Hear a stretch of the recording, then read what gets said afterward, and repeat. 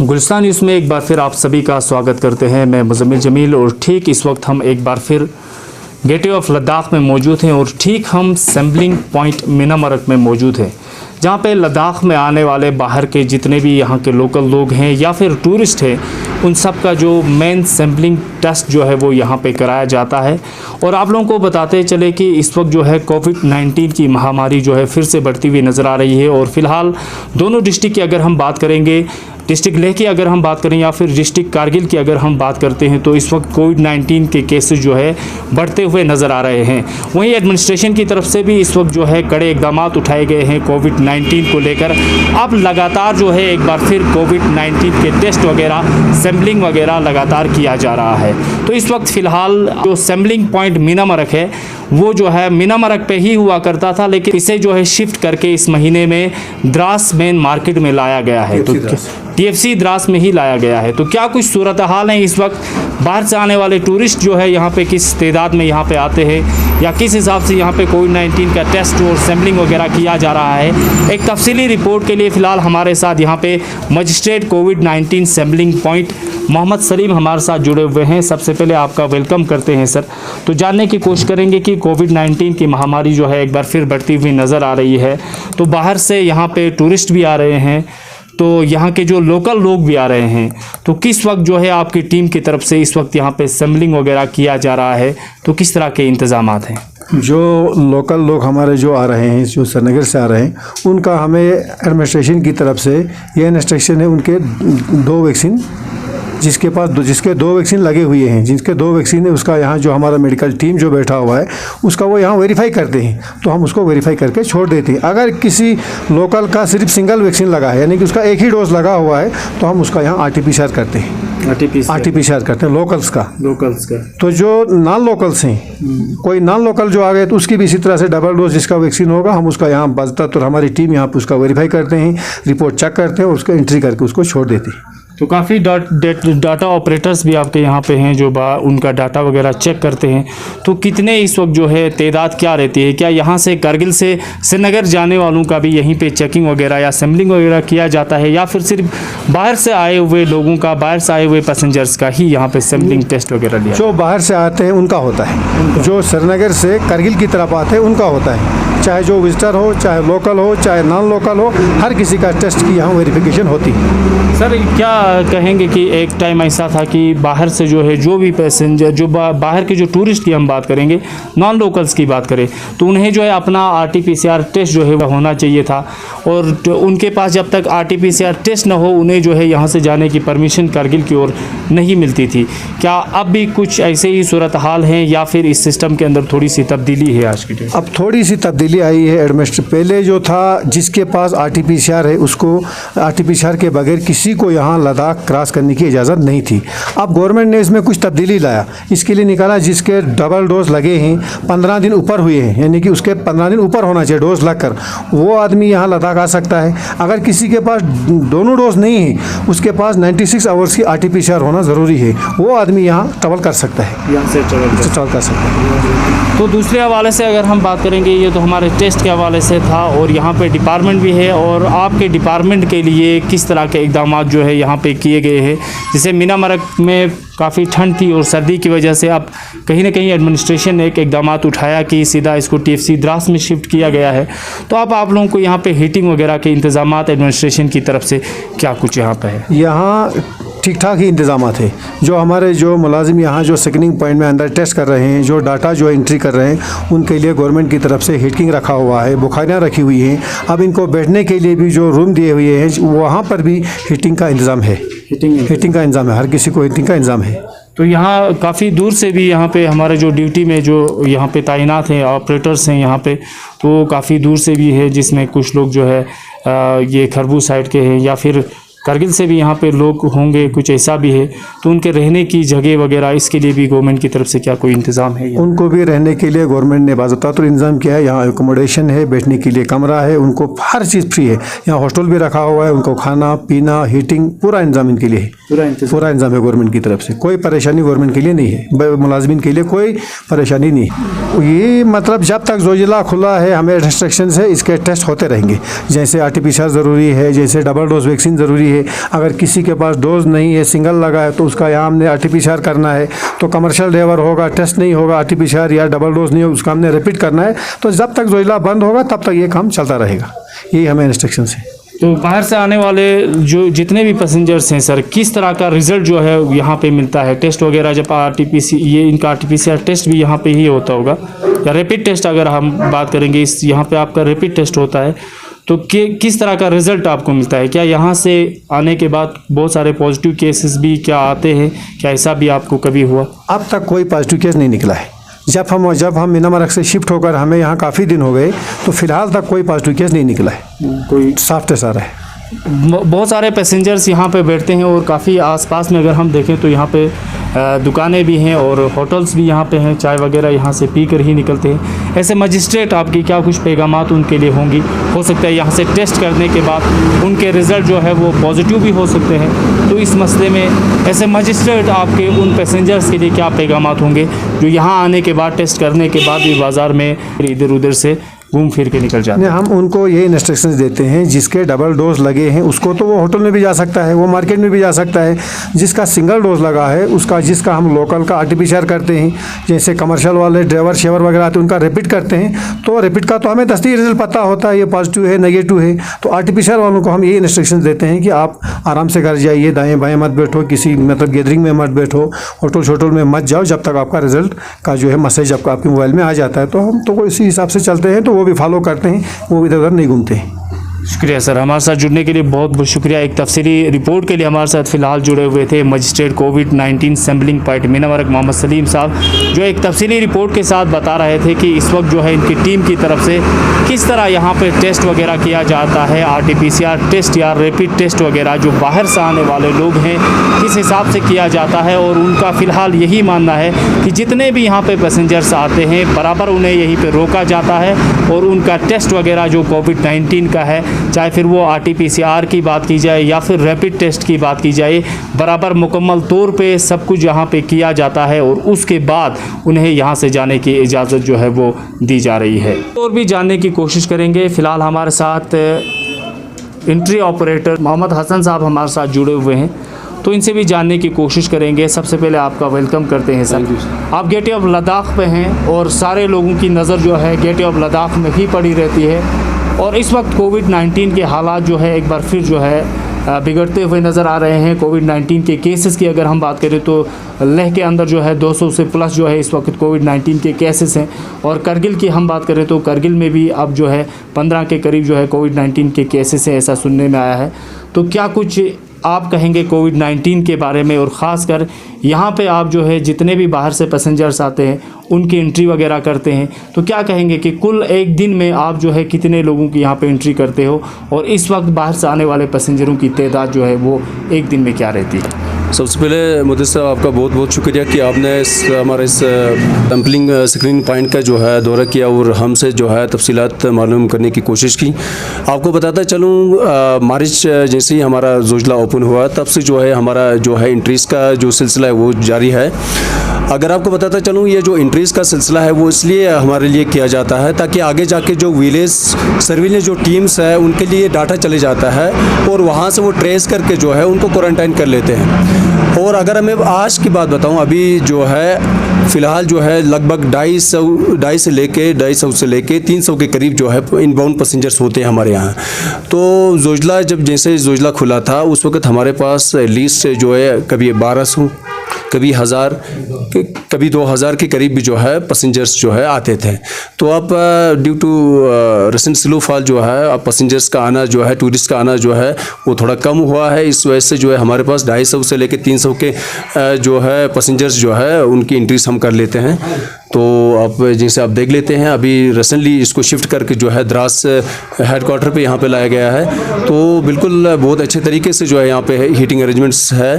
तो हमारे पास entry operators भी जो है यहाँ पे लगे हुए हैं। तो एटलीस्ट हम 250 से लेके 300 के करीब जो है पर डे जो है एंट्रीज कर लेते हैं। सर क्या कहना चाहेंगे, कितने इस वक्त जो है आपके साथ एंट्री ऑपरेटर्स यहाँ पे कितने हैं, और जो टाइमिंग आप लोगों का रहता है वो कितना टाइम रहता है? मॉर्निंग में आप जो है कब यहाँ पे सैम्पलिंग वगैरह लेना शुरू करते हो, या फिर शाम के टाइम, या फिर रात को 7 बजे के बाद, या इस तरह का क्या टाइमिंग है आपका कि आपको यहाँ पे रहना पड़ रहा है? जी, अगर हम जैसे ही जोजिला हमारा खुला उस वक्त हमारा जो टाइमिंग होता था वो लगभग 6 बजे मॉर्निंग से जो है शुरू हो जाता था।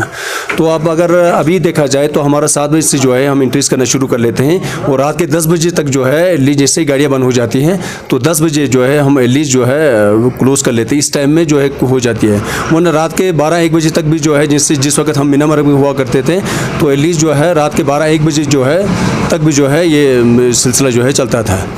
तो एटलीस्ट अभी जो है लगभग 10 बजे के करीब जो है गाड़ियाँ जो है बंद हो जाती है। तो रैपिड टेस्ट वगैरह आप यहाँ पे करते हो, क्या लग रहा है कि इस वक्त गवर्नमेंट की तरफ से ये जो है इंस्ट्रक्शंस हैं, और बार बार जो है कोविड वैक्सीन को लेकर भी बात की जा रही है, तो आप यहाँ पे जो है रोज़ यहाँ पे आप एंट्री करते हो, क्या लगता है आपको कि लद्दाख के अंदर आप गेटवे ऑफ लद्दाख में बैठे हैं तो जितने भी पैसेंजर्स हैं उनका आना यहाँ से रहता है? आपने भी इस बात को नोटिस किया होगा कि क्या लगता है आपको लद्दाख के अंदर क्या कोविड वैक्सीन की तादाद क्या है, क्या इस तरह का कोई अंदाज़ा आया होगा? क्योंकि कोविड-19 के जो दोनों डोज जिसने भी किया है उसे जो है यहाँ पे टेस्ट वगैरह करना उतना इम्पोर्टेंट नहीं है।